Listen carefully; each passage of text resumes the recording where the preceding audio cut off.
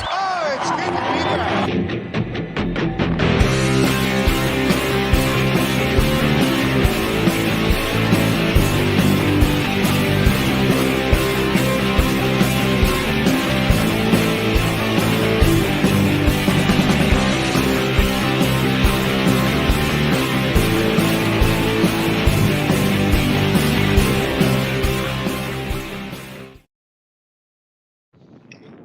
Hey, what's up, everybody? It's the big guy, Scott Farrar. We are here at beautiful Memorial Field in Mount Vernon, New York, close to where the big guy grew up in North Shell. Very excited.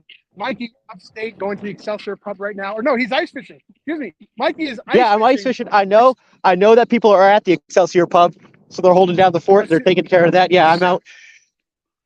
I'm Nice. holding the Shout out to line the in Western Excelsior New York. pub. I could almost see Canada from here. So it's almost like I went to Toronto for this. Speaking of, Andrew Coe just hopped out and was greeting all the Toronto Arrows. But we have a beautiful space here in Mount Vernon. In stadium announcer Stout supplying the beer. We had a little bit of a tailgate. If you check out the social media, I'll post some stuff. And obviously, the big guys here in attendance of the season ticket holder for the opening week 2 against the Toronto Arrows. Now, we came in and kind of had a lackluster performance against Seattle as far as our handling, but I think that's going to change today. We have a regulation with field here. If you're a fan, you're going to be watching. What's up, Jay? We'll follow the yellow lines here, and like I said, the football lines have been painted over. So we're going to have a regulation field, Starfire, a little bit less wide. So I think we're going to have a better time playing our game here in our home stadium. We got DJ Johnny Black back here for another year. He's the official DJ of Rugby New York. He's also the official DJ of the New York Jets. We got a party going. We got food trucks. We got beer. We got merch exclusively just at the stadium. So if you want the exclusive stadium merch, you got to come down, Mikey. None of this ice fishing bullshit. Mikey, give us a preview. What do you think? I'm hoping it's going to be a good game. I'm looking forward to this. Toronto always travels well to us. Yep. It's. I think it's gonna be a tight one, and I think this is a game that we really need to bounce back, and especially after that tight one that we had in Seattle, we really need this win right now. Absolutely, we got Connor Buckley starting at the 9. Unfortunately, Connor McManus is injured this week. You have Aiden Matthews as his backup, and obviously got to be off Jack Heighton. Ken slotted at 9 in an emergency if we need it. Don't think we're going to need that. Toronto does play us well away from their home arena, but I think the guys are up for it. I got this energy. They're playing Biggie. They're playing DMX. Yonkers is just a stone's throw away from Mount Vernon, home of DMX. So I mean, we're really, I'm really excited. If you can't tell, I'm super excited. I got the brand new merch. They got Mikey. They got a brand new old school rugby shirt with the hoops and the white collar. Again, exclusively here at their home, the Memorial Field. So far, what I'm seeing is if you're looking at me and you're watching the broadcast, from my left to my right is the way the wind's going. And really, it's kind of whipping in probably about 10 miles an hour. But I think that has to do more with the weather. I think if the weather wasn't as bad yesterday, you would have less of wind. We did have a lot of snow and rain yesterday. So I think next week, if it's calm the day before, you're going to have less wind. It really shouldn't affect the kicks. This year, the post, if you didn't see the social media post by the team in the grounds, they should be knocking over. What's up, Ed? Baby Shark taking his first jog on the field here. Yeah. Hey, Ed. So you'll hear us when he scores, hopefully on the broadcast, singing Baby Shark. So yeah, Toronto's looking really good. I know they changed their lineup, Mike, from the previous lineup that was on the MLR app, courtesy of our buddy Doug Coyle, DJCoyleRugby.com, watching from home. Gave me the update early this morning. Unfortunately, I don't have it on me. I am not prepared for this broadcast, Mike. I was so excited to tailgate. I forgot half my shit. Yeah, I've got nothing either, so I have no clue. I saw some of the starting, who was starting for us. A lot of new names, a lot of new faces, as we talked about. Some injuries, so new guys coming in. But yeah, I've got nothing. I'm like I said, I'm in the middle of nowhere right now. So. And you got Johnny Powers, Connor Buckley, Eamon Matthews, hometown boys, on the roster today. Hopefully they'll get some good playing time. But I mean, I gotta be honest, we have a solid roster coming in. Pago Heine and Troy Lockyer still on injured list. Unfortunately, not available for selection at this time. Slow rolling their recovery. You can't mess with hamstrings. You know what I mean? You want to take your time. And I gotta be honest, especially on the loose forward and the fullback end, we got 2 guys who are injured who could start over the guys who are starting, and the two guys who are starting could start over them. It's one of those things of who's feeling better. Right now, unfortunately, Troy and Pago are kind of stuck on the injured reserve.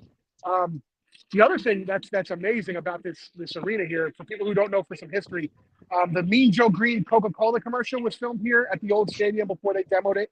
The Jackson Five once played a concert here, and prior in the 60s and 70s, they used to have a big football game called the Turkey Bowl.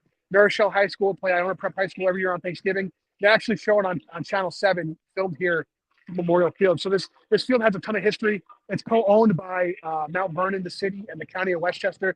They have a lot of things going on here. They have a whole bunch of tennis courts over there. They have a brand new skate park.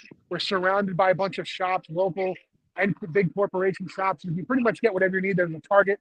I know Rob already lost his wife in the Target for a little bit pre-match, which I'm sure was fun. I'm sure that credit card receipt rang up. But again, my credit card receipt is already ringing up because of all this exclusive version you get. Again, not available online. Mike, get your ass down here next week.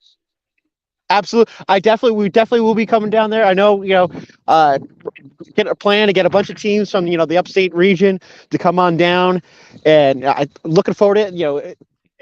The way that you're excited about this field is only making me excited about, this new home field.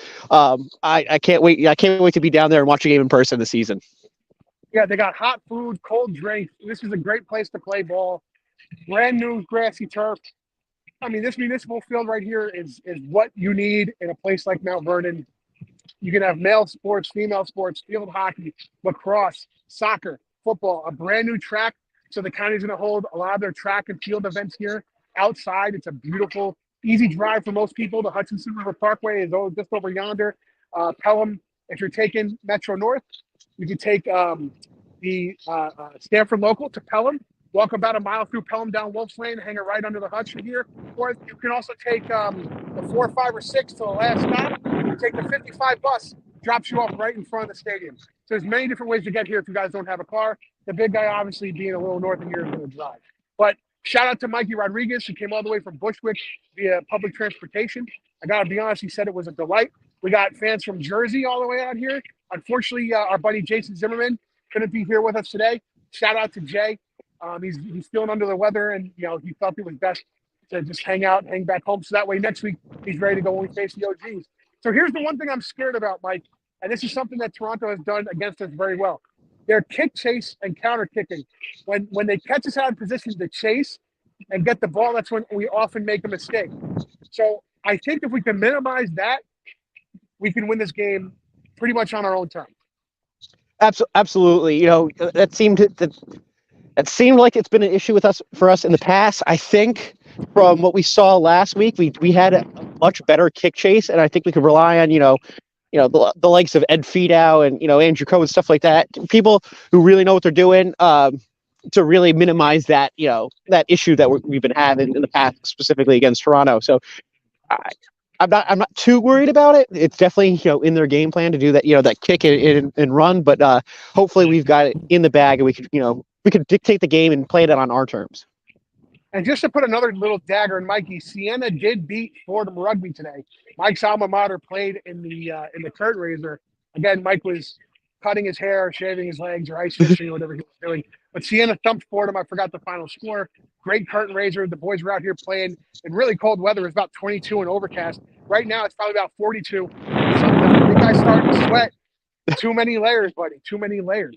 The other thing, if Toronto can limit mistakes, their biggest mistakes last week were handling errors and some mental mistakes, like we talked about on the show. The last 3 minutes, they kicked the ball away when really they should have held on to possession and tried for the bonus point instead of kind of falling into it last second. But if Toronto picks it up and Rudy picks it up, I think we're going to have a really great match today, Mike. Your final thoughts? Yeah, absolutely. I think the same issue that we had last week as well. It seemed like a lot of mental mistakes, a lot of mishandling errors, a lot of guys running into contact without support. I think if we cleaned that up, kind of shot ourselves in the foot last week, gave ourselves the opportunity to score tries and put points on the board, and we just didn't capitalize on it. So I think it's definitely going to be, this game comes down to whoever's going to be able to capitalize and, change those mistakes and right those mistakes they had last week to make them positives for this week. And so I think, if all goes well, Rugby New York, the Ironworkers should have this, as long as they corrected that, but we'll see. All right, what do you got for an over/under, Mikey? I said Rugby New York by 5 on the Subaru, which I'm perfect for as of now. So I'm gonna go over. I'm still gonna go Ironworkers by 5. I'm hoping for maybe more than that, but like I said, Toronto plays us tough. It's a lot of correcting mistakes that we made last week. We'll see if they can do that. We have a big squad announcement. Tavita Lange's finally in country on the squad, practicing with the boys. He's in for today as a substitution, so I would see him come in maybe for Nick Mayhew, coming in at the 60th minute, and I think he provides an extra push. He has some fresh legs. I'm going to say 10. I'm going to say give us 3 for home field advantage, and then a converted try at the end. Toronto, I think, is going to be down a little bit at the end. They're going to try and make plays and overextend themselves. And you're going to see Andrew Coe or Ed Fidel come up with an interception. That's going to be easy down the middle. So I'd say 10, but 3 of those points are home field advantage. But so guys, everybody watching at the Excelsior Pub, everybody here at Memorial Field, everybody watching at home. Oh, we got Mikey Peaches Petrie and Mike McCarthy up in the booth calling it today. If you're not watching on TRN, we are on MSG. I'm the big guy Scott Ferrara. That's Mike the Grand Poobah Parazzini out there in Western New York ice fishing. I'm here at Memorial Field, hopefully watching an Ironworkers win week 2. Shout out to the Toronto fans watching and the Rooney fans. And we'll see you on Tuesday. See ya.